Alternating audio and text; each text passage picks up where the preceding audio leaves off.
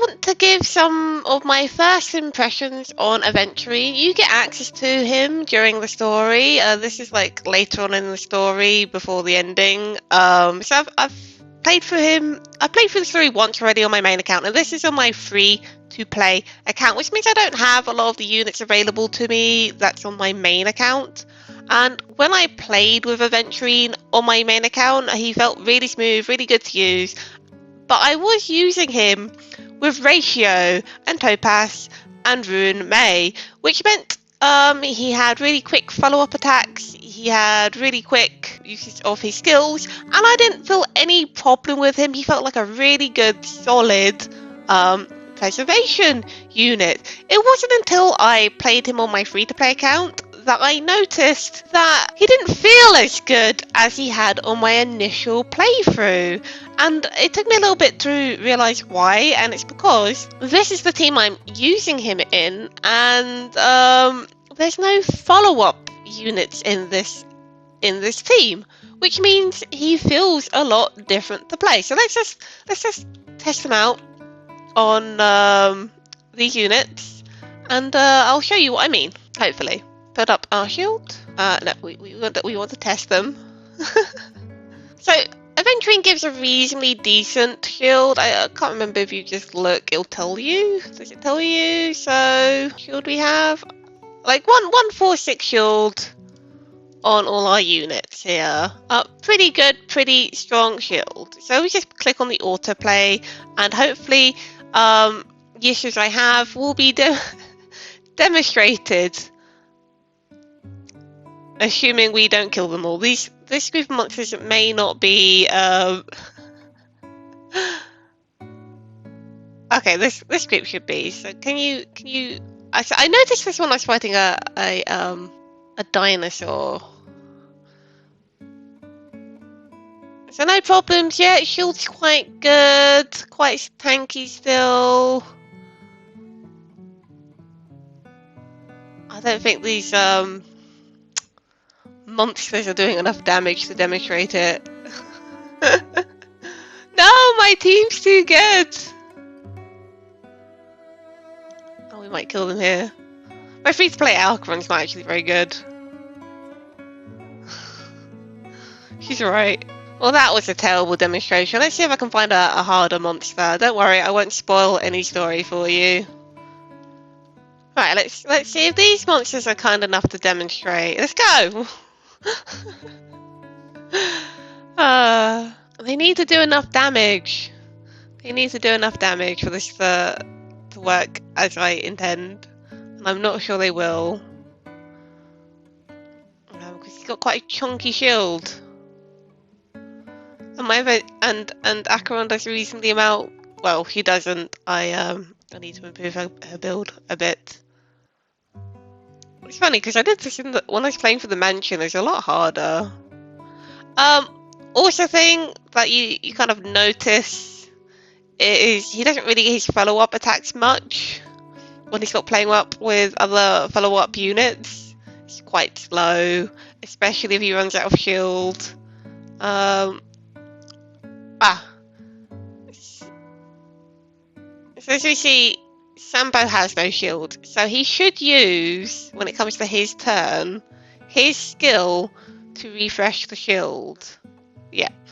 But a thing I have noticed is, say you had 0 shield there, and you get the follow-up refresh.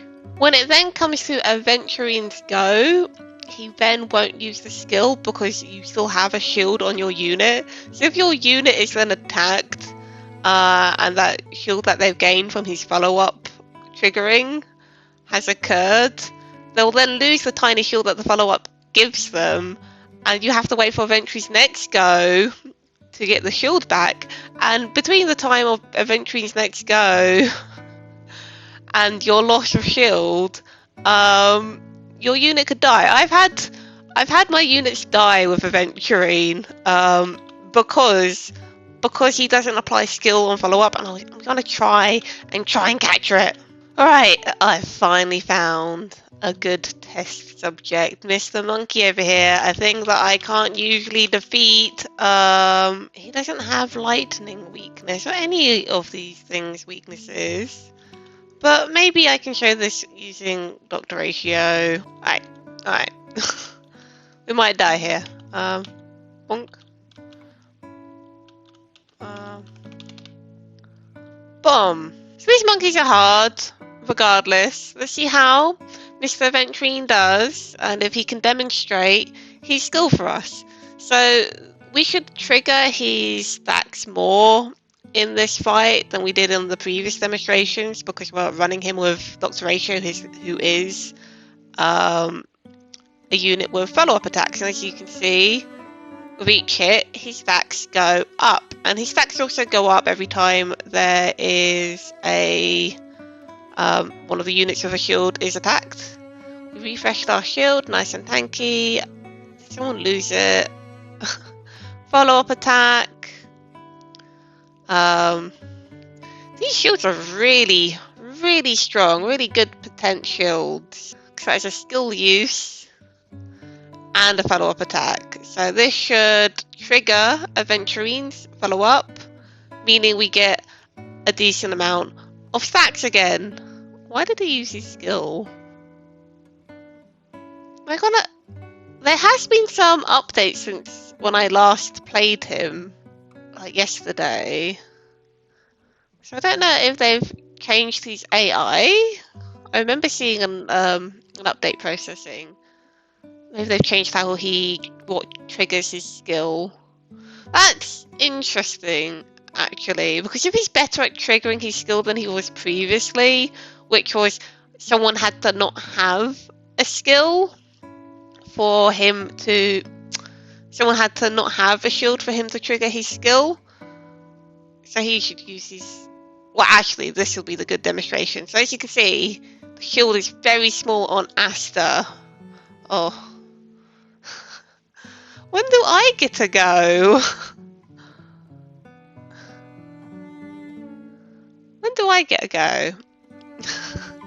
So does Adventurine trigger his skill here? No, he doesn't. He doesn't automatically trigger his skill. We don't have enough stacks. Dr. Ratio doesn't have a huge amount of skill. And that is my concern with using Adventurine, is when the shield is this low, look at them. Is this shield that they get here enough? It's just enough here because I have the follow-up to keep triggering his follow-ups enough. But like I said, when I played this earlier, I had exactly the same thing happen and my character did die. And it's like,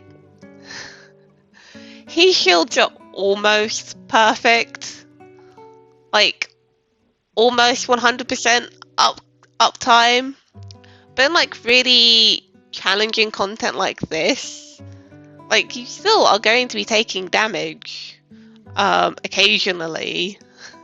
It's not 100% comfiness. It's pretty comfy. Like, I think he's only used a couple of skills in this. Follow-up triggered, shields refreshed, sorted. Like, that was a really challenging... Like, that was a pretty challenging fight. And we only had one elation.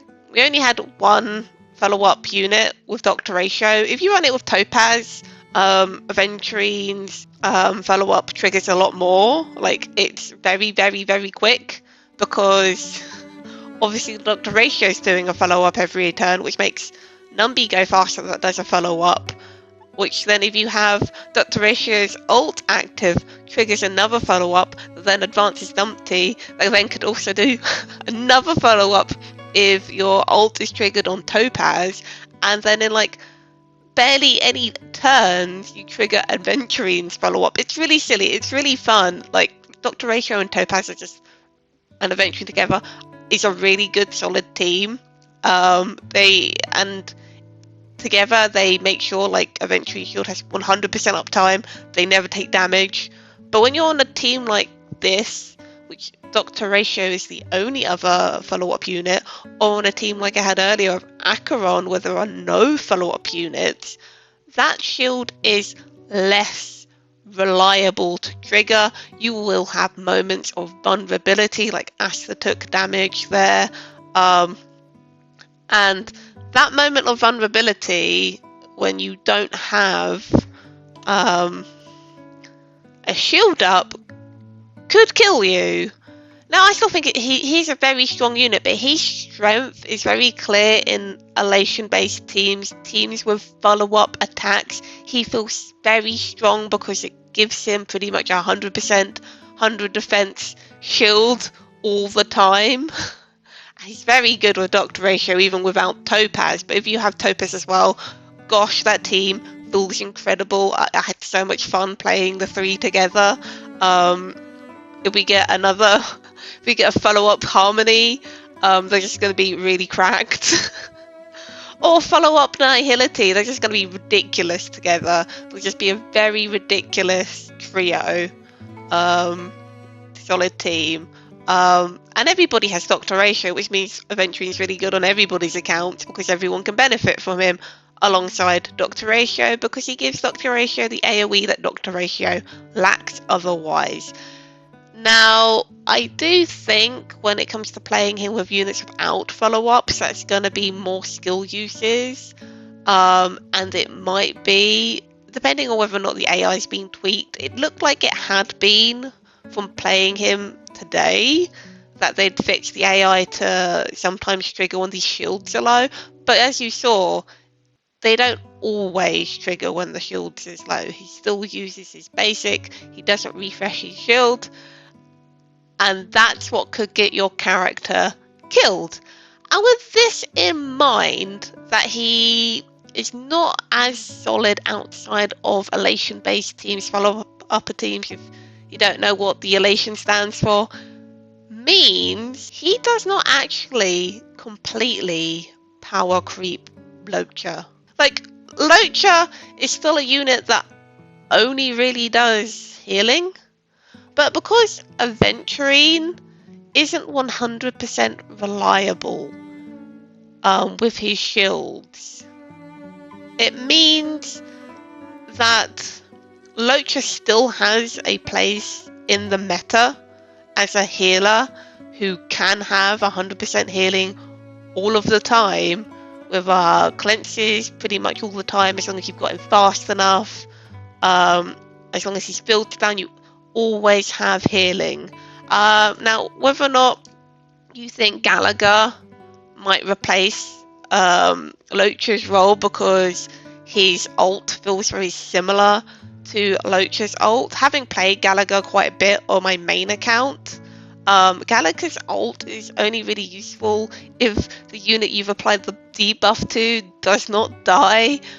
Having played with it in Pulp Fiction and a little bit in Memory of Chaos, if the unit you're attacking and healing off of dies, there's no more units left, you can no longer heal, and then you have to wait for his turn to use his skill to heal you. His healing's quite good, as long as the debuff's there. He definitely heals enough, Gallagher does. But Locha with his field is 100% better, there is no argument there. Locha doesn't depend on having a special debuff on the field or a special attribute that can randomly be made to not work anymore. His healing field's just solid. So I had concern that Adventurine would replace Locha completely in the meta because of his shields, and as strong as Adventurine shields are, I still do think there will be places and situations where Locha will feel better. Like Locha in Adventurine's boss fight feels very good because he has an AoE ult. That means he won't die, and he can heal up your units really good in that boss fight if you're struggling. It's just one of the better abundance units to use against the Adventurine boss fight, where Adventurine himself might struggle unless he triggers one of his follow-ups, you know? That said, Adventurine's definitely going to be a better pull for you if you have invested in a lot of follow-up units like Kafka, Blade, Jingyuan, Dr. Ratio. There's lots of follow-up characters that you could have on your account that can trigger his ability quicker, but a lot of these units, like Blade, for example, doesn't get his follow-up that often unless he's hit a lot. Kafka gets it like once per her turn. As long as you can get her to go fast enough and her supports to go fast enough so to trigger her follow-ups, and she works really well with Adventurine.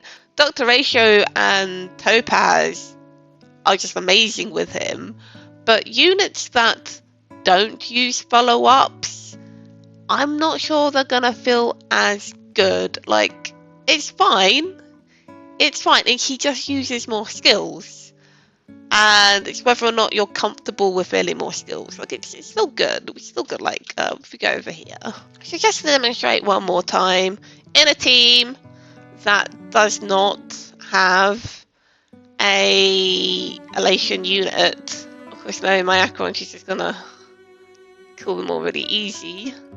But look, we're not triggering those stacks to make him refresh that shield, and he'll only get stacks if the enemy attacks us. And that's 7 stacks, and if an enemy does enough damage to completely deplete the shield, you're not going to get that follow-up, you're not going to get that refresh, and then he'll have to use a skill point. Let's see if he uses a shield here. He should use a skill, because Acheron... Oh wait, they're dead. Right, they're dead. Yes. It's not a problem if they die. Thanks, Acheron, you're ruining my demonstration. But you get my point. He's not going to be on auto, at least. Like, if you're doing it manual, it'll be fine. But he's still going to occasionally cost a skill point in non-elation teams, which is what I've noticed. Which is fine. Like, I still think he's fairly skill point neutral, depending on how much damage you take. And this is like pre-release, so we don't really get to test it too much. There's not many big scary enemies just lying around for us to test this on. But yeah, I don't think he's 100% power crept Loach. I think now that I've played him a little bit with a few different teams, that Loach still has a place. And if you want someone who feels more comfortable with the skill point usage and you're worried about your Adventurine being fast enough to refresh those shields if they do go down and his follow-up hasn't triggered, yeah, it's going to be quite plausible that if your Adventurine is not fast enough. And I've seen some guides for him pre-release not suggesting speed on him, like going defense chest, defense boots, defense rope, defense orb. But I think you will want speed on Adventurine, honestly. Because if some of the monsters do dish out a lot of damage, like a lot of damage. That monkey delivered a lot of damage, and if your Adventurine doesn't go fast enough, and you're not playing with elation units, it's quite possible your units will die no matter how chunky his shield is, because the enemy's going to be giving a big smack, and then they're going to follow up with a second big smack, and your unit will be dead. It's quite possible. Unfortunately, it's really hard to test on this. But I don't think he 100% replaces Locha. He does his job really well. We saw how well he did it with Dr. Ratio. But yeah, sorry. I just don't think he's power crept him. Like I thought maybe he had, but now that I've played him, I think Loach still is fine. Like, he's still really solid unit, and if you get him instead of Adventurine, you're not really missing out. Adventurine's like an upgrade for elation teams, and if you're not playing him in an elation team, he's probably a side grade. In fact, I feel so confident that you don't need to pick up Adventurine like he's not a must pull and that he doesn't replace Locha. Like, really, Locha does the same job when it comes to like AoE application and stuff. I'm so confident in this assertion that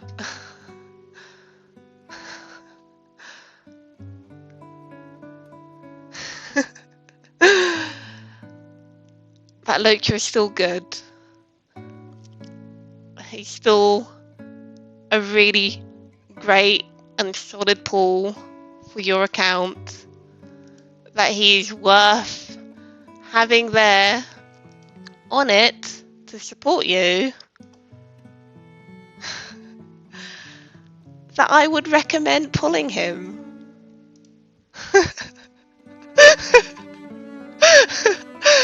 That was a 50-50 and I won. I still want Adventurine on this account, FYI, but Locha still has a place in the meta, and I recommend pulling for him. I recommend pulling for Adventurine. He's a really strong unit. But I think if you have Locha, it's fine. I can't believe I did that. I don't even have material to raise him. I'm sorry, Locha. It's fine, I have a multiplication. Oh, what am I doing? But, yeah. Pull for either boy. They're both really good. They're both really solid. Get who you want. I kind of really want both. I'm going to get Adventurine on my main account. I'm going to try get him on this account. But like I said, if you're not playing him with Elation teams, like this account only has Doctor Ratio, and I guess it has Blade too, but like I said, Blade, I don't think he's as good with Blade, because Blade's follow-up is not guaranteed or super regular every single round. Then he's not going to feel as good. It's really hard to explain, I'm sorry. Okay, I'm going to get back on the story, and I hope this wasn't a hot mess of a video. Thanks for joining me today, and I'll see you soon in the next video. Goodbye!